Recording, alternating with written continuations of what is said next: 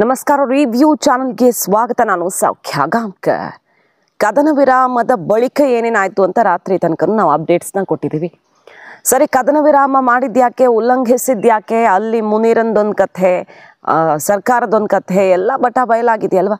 ಸರಿ, ಈಗ ಭಾರತ ಏನು ಮಾಡುತ್ತೆ? ಮೋದಿ ಇಷ್ಟು ದಿನ ಮಾಡಿದ್ದೆಲ್ಲ ಹೊಳೆಲು ಹುಣಸೆ ಹಣ್ಣನ್ನಂಗಾಗ್ಬಿಡತ್ತೆ ಈಗ ಸುಮ್ಮನಿದ್ರೆ. ಅದಂತೂ ಶತಸಿದ್ಧ.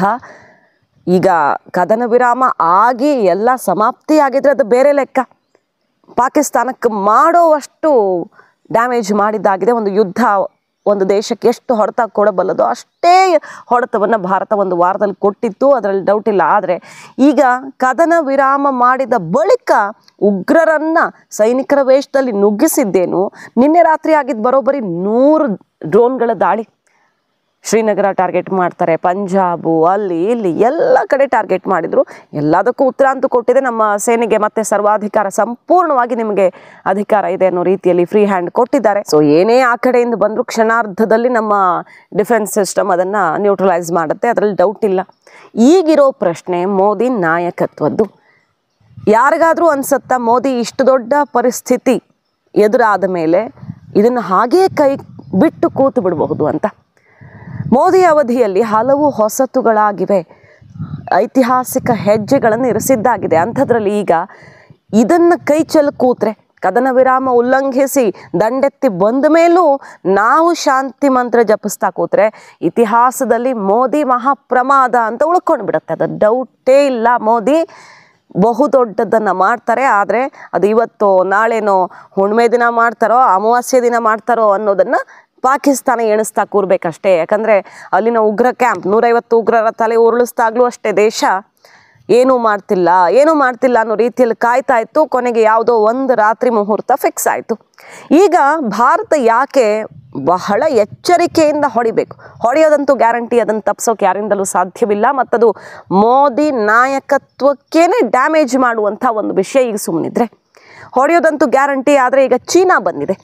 ಚೀನಾ ನಾಳೆ ಪೂರ್ಣ ಪ್ರಮಾಣದಲ್ಲಿ ಪಾಕಿಸ್ತಾನದ ಬೆನ್ನಿಗೆ ನಿಂತು ಯುದ್ಧಕ್ಕೆ ಇಳಿಯುವಂಥ ಸಾಧ್ಯತೆ ಕೂಡ ಇದೆ ಭಾರತದ ವಿರುದ್ಧ. ಯಾಕಂದರೆ ಚೀನಾಗೆ ಭಾರತವನ್ನು ಕಂಪ್ಲೀಟ್ ವೀಕ್ ಮಾಡೋದು ಬೇಕು.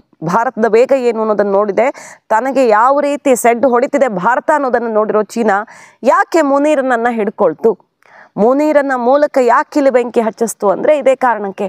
ಸೊ ಈಗ ಮುನೀರನ ಜೊತೆ ನಿಂತು ಮತ್ತಷ್ಟು ಬಲ ತುಂಬ್ತೀವಿ ಅಂತ ಘೋಷಣೆ ಮಾಡಿರುವ ಚೀನಾ, ಅದನ್ನು ಅಧಿಕೃತವಾಗಿ ಪಾಕಿಸ್ತಾನ ನಿನ್ನೆ ಹೇಳಿದೆ, ಚೀನಾಗೆ ಧನ್ಯವಾದಗಳು ನಮ್ಮ ಬೆನ್ನಿಗೆ ನಿಂತಿರೋದಕ್ಕೆ ಅಂತ. ಸೊ ಚೀನಾ ಇದೆಲ್ಲ ಮಾತುಕತೆ ಆದಮೇಲೂ ಕೂಡ ನಾವ್ಯಾಕೆ ಸುಮ್ಮನಿರಬೇಕು, ಹೊಡೆಯೋಣ ಅನ್ನೋ ರೀತಿಯಲ್ಲಿ ಪಾಕಿಸ್ತಾನವನ್ನು ಎತ್ತಿ ಕಳಿಸಿರೋದು ಗೊತ್ತಾಗ್ತಿದೆ, ಕ್ಲಿಯರ್ ಆಗಿ ಗೊತ್ತಾಗ್ತಾ ಇದೆ. ಈಗ ಚೀನಾ ಇದೆ, ನಾವು ಯುದ್ಧ ಮಾಡಬೇಕಾಗಿರೋದು ಬರೀ ಪಾಕ್ ಜೊತೆಗಲ್ಲ, ಚೀನಾ ಜೊತೆಗೆ. ಚೀನಾ ಅಂದರೆ ನಾವೇನು ಹೆದರೋ ವಿಷಯ ಅಂತ ಅಲ್ಲ, ನಮಗೆ ಸಾಮರ್ಥ್ಯ ಇದೆ, ಅದರಲ್ಲಿ ಎರಡನೇ ಮಾತಿಲ್ಲ. ಆದರೆ ಚೀನಾ ಸಾಮರ್ಥ್ಯವನ್ನು ಲೆಕ್ಕ ಹಾಕಿ ಅಳೆದು ತೂಗಿ ನಾವು ಈ ಸಲ ಹೊಡಿಬೇಕಾಗತ್ತೆ. ಸೊ ಮೋದಿ ಈ ಸಲ ತಗೊಳ್ಳುವ ನಿರ್ಧಾರ ಅದು ಇತಿಹಾಸವಾಗಬೇಕು. ಅಂತಹ ನಿರ್ಧಾರವನ್ನು ತಗೊಳ್ಳೇಬೇಕಾದಂಥ ಅನಿವಾರ್ಯತೆ ಅವರ ಮುಂದೆ ಸೃಷ್ಟಿಯಾಗಿದೆ. ನಿನ್ನೆದು ಬೇರೆ ಕಥೆ, ಕದನ ವಿರಾಮ ಘೋಷಣೆ, ರಷ್ಯಾಗೆ ಪಾಠ ಹೇಳಿರ್ಲಿಲ್ವ ಮೋದಿ, ಸಾಕು ಇದು ಯುದ್ಧದ ಸಮಯ ಅಲ್ಲ ಅಂತ. ಆಗ ಶಭಾಸ್ ಅಂದಿದ್ದಂಥ ದೇಶ. ಹಾಗಾದ್ರೆ ನಿನ್ನೆ ಕದನ ವಿರಾಮ ಅಂದ ತಕ್ಷಣ ಯಾಕೆ ನಮಗೆ ಬೇಕಿತ್ತು ಯುದ್ಧ ಅಂತ ಹೇಳೋದಕ್ಕೆ ಸಾಧ್ಯ?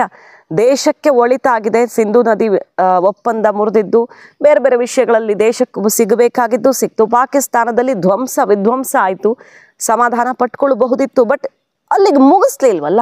ಇನ್ನು ನಾವು ಸುಮ್ಮನಿರೋ ಹಾಗಿಲ್ಲ, ಏನಾಗತ್ತೋ ಆಗಲಿ ಇದು ಯುದ್ಧ ಮಾಡಿಯೇ ಪಾಠ ಕಲಿಸಬೇಕಾದದ್ದು ಅಂತ ದಂಡೆತ್ತು ಹೋಗಬೇಕಾದದ್ದೇ ಸಮಯ ಬಂದಿದೆ. ಮೋದಿ ನಾಯಕತ್ವಕ್ಕೆ ಬಹುದೊಡ್ಡ ಚಾಲೆಂಜ್ ಹಾಕಿದಂತೆ. ಈಗ ಮಾಡಲಿಲ್ಲ ಅಂದರೆ ಅಮೆರಿಕದ ಪಪೆಟ್ ಮೋದಿ ಅಂತ ಇತಿಹಾಸ ಉಳಿದು ಬಿಡುತ್ತೆ, ಆಕ್ರೋಶ ಎದ್ದು ಬಿಡುತ್ತೆ BJP ಒಳಗಡೆನೆ. ಹಾಗಾಗಿ ಅಂತಹ ಮಿಸ್ಟೇಕ್ ಮೋದಿ ಮಾಡೋಕ್ಕೆ ಸಾಧ್ಯವೇ ಇಲ್ಲ ಅನ್ನೋದು ಶತಸಿದ್ಧ. ಆದರೆ ಸ್ವಲ್ಪ ನಾವು ದೇಶದ ಜನ ಕೂಡ ಸೈನಿಕರೇ ಅಲ್ವಾ, ನಾವು ಕೂಡ ಸೈನಿಕರಾಗಿ ಯೋಚನೆ ಮಾಡಬೇಕಲ್ವ.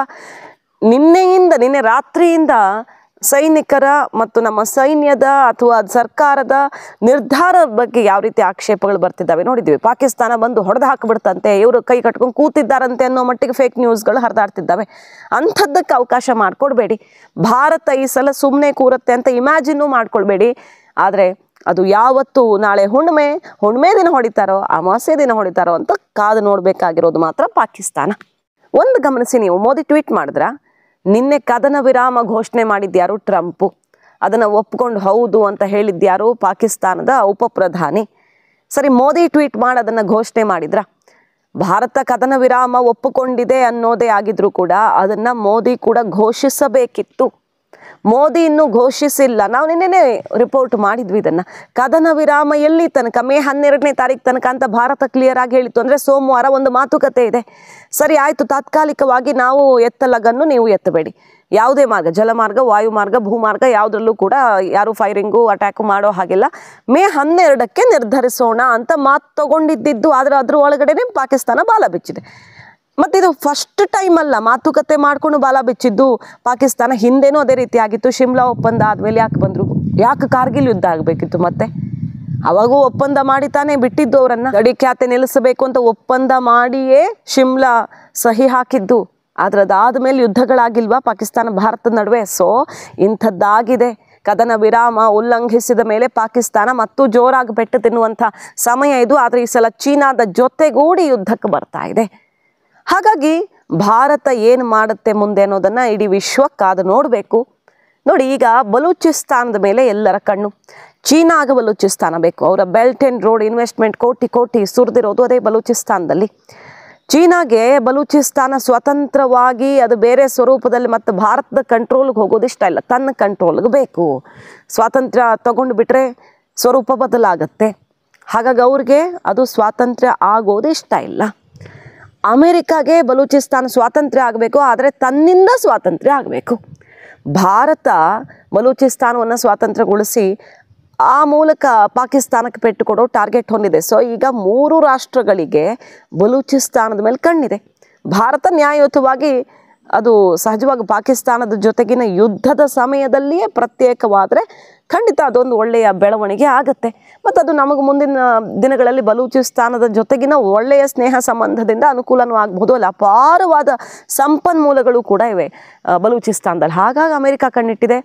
ಬಲೂಚಿಸ್ತಾನವನ್ನು ತಾನೇ ಫ್ರೀ ಮಾಡಿ, ಭಾರತ ಅಲ್ಲ, ತಾನೇ ಫ್ರೀ ಮಾಡಿ ಅಲ್ಲಿರೋ ಸಂಪನ್ಮೂಲಗಳನ್ನು ದೋಚಬೇಕು. ಅಥವಾ ಅಲ್ಲಿ ಇನ್ವೆಸ್ಟ್ಮೆಂಟು ಮತ್ತೊಂದು ತಮಗನುಕೂಲ ಆಗಬೇಕು. ಆ ಕ್ರೆಡಿಟು ಕೂಡ ಜಾಗತಿಕವಾಗಿ ತಮಗೆ ಸಿಗಬೇಕು ಅನ್ನೋದು ಅಮೆರಿಕದ ಹುನ್ನಾರ ಆಗಿದೆ.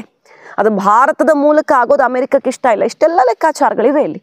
ಹಾಗಾಗಿ ಅವರವರದ್ದೇ ಆದ ಕ್ಯಾಲ್ಕುಲೇಷನಲ್ಲಿ ಭಾರತವನ್ನು ಹೇಗಾದರೂ ಮಾಡಿ ಮೂಲೆಗುಂಪು ಮಾಡಬೇಕು. ಪಾಕಿಸ್ತಾನ ಈಗ ಹಫೀಜ್ ಸಯೀದ್, ಮಸೂದ್ ಅಜರ್ ಯಾರ್ಯಾರನ್ನು ಎಷ್ಟೆಷ್ಟು ಸೇಫ್ ಮಾಡೋದಕ್ಕೆ ನೋಡ್ತಿದೆ ಅನ್ನುವಂಥ ಸುದ್ದಿಗಳು ಬರ್ತಿದ್ದಾವೆ.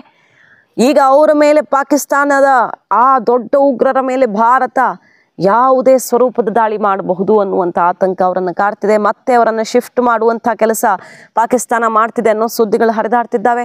ಮತ್ತು ಇಸ್ಲಾಮಾಬಾದ್, ಲಾಹೋರು, ನಮ್ಮ ಪಿನಾಕ ರಾಕೆಟ್ ಲಾಂಚ್ ಆದರೆ ಏನಾಗಬಹುದು ಅನ್ನೋದು ಗೊತ್ತು ಅವ್ರಿಗೆ. ಈಗಾಗಲೇ ಆ ಬಗ್ಗೆ ರಿಪೋರ್ಟ್ ಮಾಡಿದ್ವಿ. ಮತ್ತದು ಶನಿವಾರ ರಾತ್ರಿ ಕಾದಿತ್ತು ಪಾಕಿಸ್ತಾನಕ್ಕೆ. ಶನಿವಾರ ರಾತ್ರಿ ಈ ಕದನ ವಿರಾಮದ ನಾಟಕ ನಡೆಯದೆ ಹೋಗಿದ್ರೆ ಪಾಕಿಸ್ತಾನ ಅಧೋಗತಿಯಾಗಿರ್ತಿತ್ತು. ನಮ್ಮ ಬ್ರಹ್ಮಾಸ್ತ್ರಗಳನ್ನು ನಾವಿನ್ನೂ ಕೈಗೆತ್ತಿಕೊಂಡಿಲ್ಲ.